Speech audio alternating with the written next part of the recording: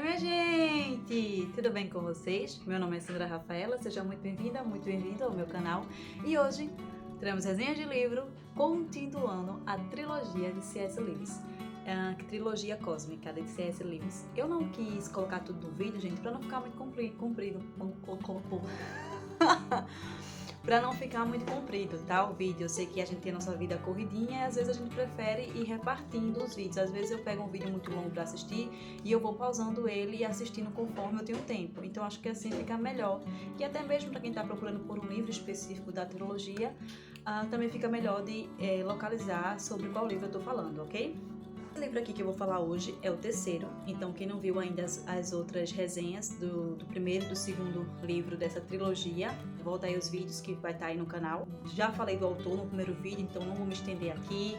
A diagramação vou mostrar pra vocês porque ela muda, né? Eles seguem a mesma identidade visual do número deitado aqui, ó, não sei se vocês perceberam nos outros livros. As mesmas fontes e tal, mas eles mudam as cores da capa e eles mudam também os desenhos que tem aqui, tá? Que dá até um indício de qual planeta poderia vir a ser esse daqui, porque novamente aqui o personagem principal que permeia os 3 livros, ele tá em um planeta diferente, ok? Mas é um planeta muito conhecido por nós. Acho que eu dei um super spoiler agora. Mas assim, saber qual é o planeta não é o mistério do livro, não é a questão toda, tá? Então não briguem comigo. Aqui a diagramação, né, que eu sempre gosto de mostrar pra vocês, linda, perfeita, maravilhosa, letra, cor de página, espessura de página, desenhos, ilustrações, sim, perfeito. Apesar de ser um livro mais grosso, como eu disse a vocês, eu li ele todo, né, e eu leio lá bem assim mesmo, tá, gente? Eu não tenho pena não. E ele não solta, tá vendo? Não solta, porque tem esse espaço aqui entre a lombada e o miolo do livro. Então assim, ó, perfeito. Thomas Nelson, parabéns pela diagramação dos livros de C.S. Lewis.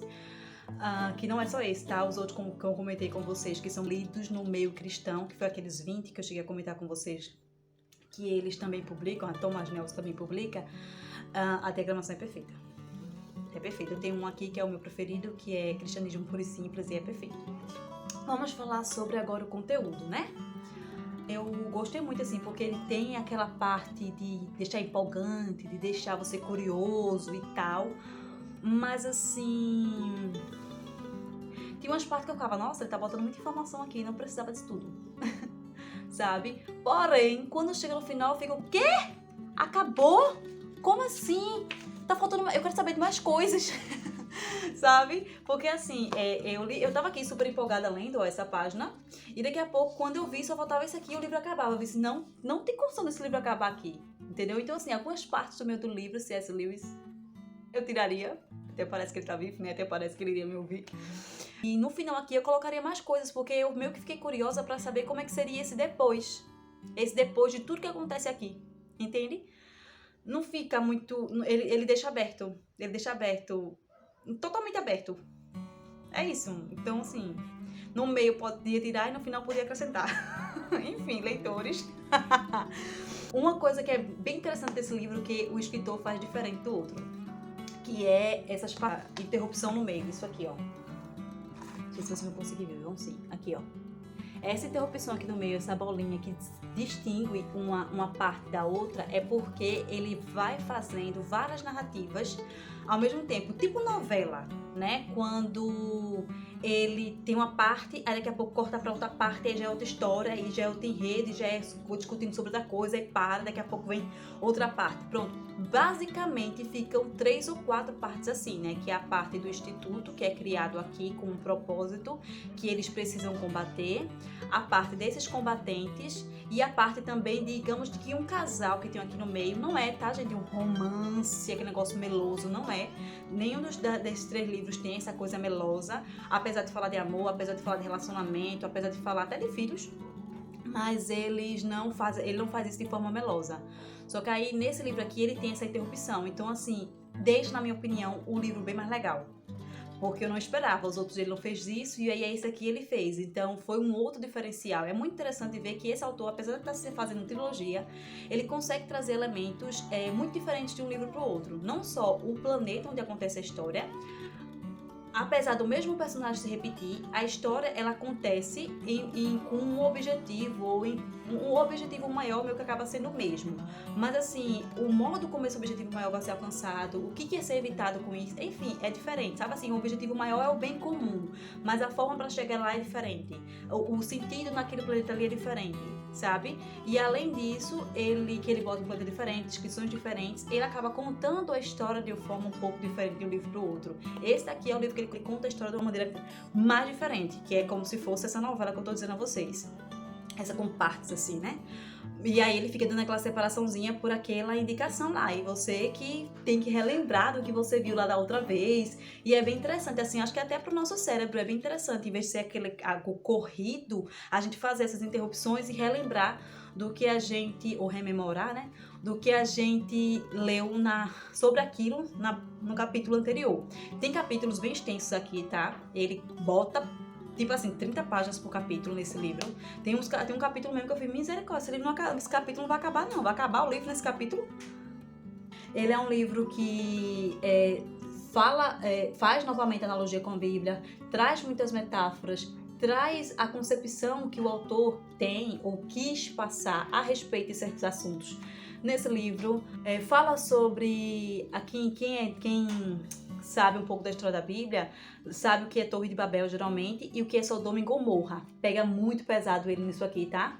Quando eu digo assim muito pesado, é que é a analogia mais próxima, assim, com a Bíblia nesse livro. É a Torre de Babel e Sodoma e Gomorra. E uma das coisas também bem legal, que é como essa edição aqui ela tem notas do tradutor, ele tem várias notas de rodapé, assim, ó, porque outro diferencial desse livro é a quantidade de citação que ele faz.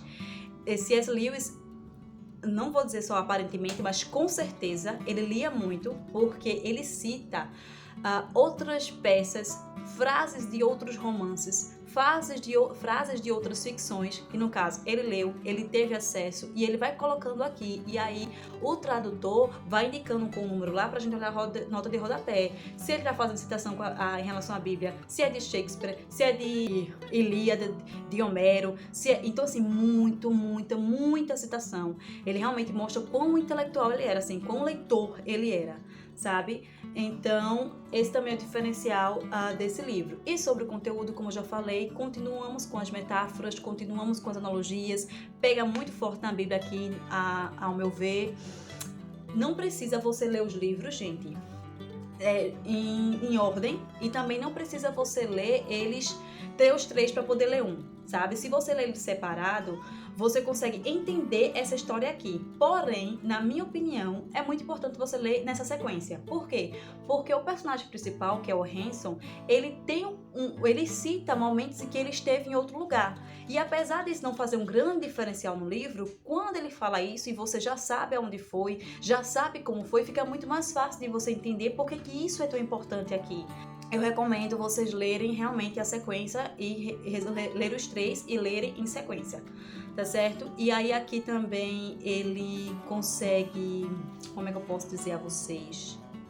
Tratar muito dessa questão humana em relação a domínio, em relação a poder. Gente, isso aqui eu vou falar, tá? Pode me chamar de spoiler se quiser. Ele tem um dos objetivos aqui de um grupo nesse livro é que a gente não tenha a vida orgânica, que tudo seja não orgânico, ou seja, construir um planeta em que as coisas não nasçam, cresçam e morram, sabe? As árvores não caiam as folhas, as flores não fiquem murchas, o ser humano não seja tão emocional. Então, assim, gente, muito interessante o recorte que ele consegue trazer aqui, né? As discussões que ele consegue trazer aqui, o que ele consegue fazer a gente pensar sobre essas coisas, tá certo? Então, eu espero que vocês leiam a trilogia. Me digam aí se leram, se não leram, se tem vontade de ler. E a gente se vê!